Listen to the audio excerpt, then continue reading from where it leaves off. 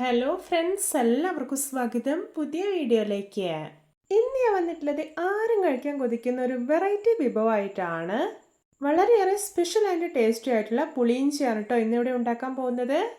എന്നും പറയുന്ന പോലെ വീഡിയോ കണ്ടിട്ട് ഇഷ്ടപ്പെടുവാണെങ്കിൽ ലൈക്ക് ചെയ്യുക, ഷെയർ ചെയ്യുക, കമൻറ്റ് ചെയ്യുക, ചാനൽ സബ്സ്ക്രൈബ് ചെയ്യാനും മറക്കരുത്. പിന്നെ ഫേസ്ബുക്കിലൂടെയാണ് വീഡിയോ കാണുന്നതെങ്കിൽ പേജ് ഫോളോ കൂടി ചെയ്യണേ. അപ്പോൾ നമുക്ക് നേരെ വീഡിയോയിലോട്ട് പോവാം. ഞാനിവിടെ ഒരു കടായി നന്നായിട്ട് ചൂടാക്കി എടുത്തതിന് ശേഷം ഒരു 3 ടേബിൾ സ്പൂൺ ഓയിൽ ഒഴിച്ചിട്ടുണ്ട്. ഇനി ഇതിലോട്ടൊരു 1 ടീസ്പൂൺ കടുകും 3 പഴുത്ത മുളകും ഇട്ട് കൊടുക്കാം. എന്നിട്ടൊന്ന് ഫ്രൈ ചെയ്തെടുക്കാം. ഇനി ഇതിലോട്ടൊരു 30 ഗ്രാം ഇഞ്ചി ചെറുതായിട്ട് മുറിച്ചത് ഇട്ട് കൊടുക്കാം. പിന്നെ 2 വെളുത്തുള്ളി തൊലി കളഞ്ഞിട്ട് ഇട്ട് കൊടുക്കുന്നുണ്ട്. ഇനി ഇതിലോട്ട് ചേർക്കാൻ പോകുന്നത് നല്ല എരിവുള്ള ഒരു 6 പച്ചമുളക് ചെറുതായിട്ട് അരിഞ്ഞിട്ടുള്ളതാണ്.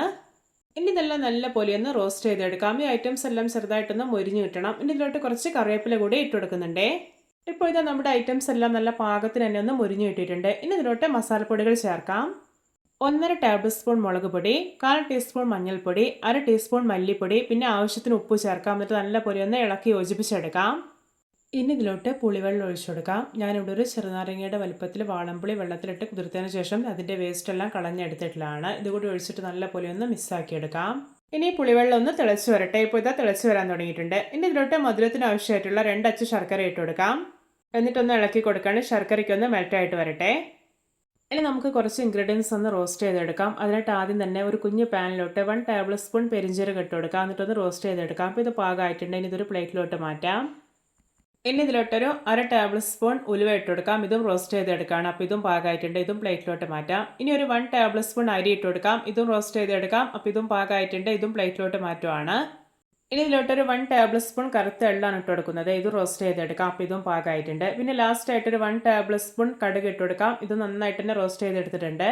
ഇപ്പോൾ ഇത് നമുക്ക് ആവശ്യമുള്ള ഐറ്റംസ് എല്ലാം റോസ്റ്റ് ചെയ്തെടുത്തിട്ടുണ്ട്. ഇതിൻ്റെ ചൂടൊക്കെ നന്നായിട്ടൊന്ന് പോകട്ടെ. ചൂടൊക്കെ പോയതിന് ശേഷം ഇതൊരു മിശ്ര ചെറിയ ജാറിലേക്ക് ഇട്ട് കൊടുക്കാം. എന്നിട്ട് നന്നായിട്ടൊന്ന് പൊടിച്ചെടുക്കാം. ഇപ്പോൾ ഇത് നല്ല പെർഫെക്റ്റായി തന്നെ പൊടിച്ചെടുത്തിട്ടുണ്ട്. ഇതൊന്ന് മാറ്റി വയ്ക്കാം.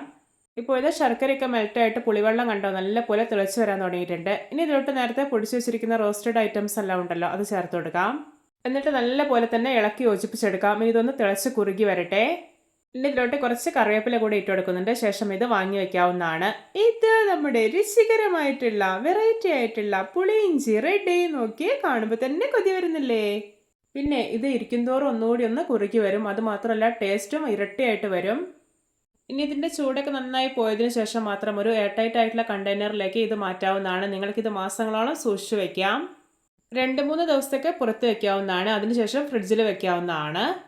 എല്ലാവർക്കും എൻ്റെ variety and tasty puliinji recipe ഇഷ്ടപ്പെട്ടെന്ന് വിചാരിക്കുന്നു. ഇഷ്ടപ്പെട്ട സപ്പോർട്ട് ചെയ്യാൻ മറക്കരുതേ. അപ്പോൾ ഇതുപോലെയുള്ള വെറൈറ്റി വീഡിയോകളായി നമുക്ക് വീണ്ടും കണ്ടുമുട്ടാം. Okay, bye bye.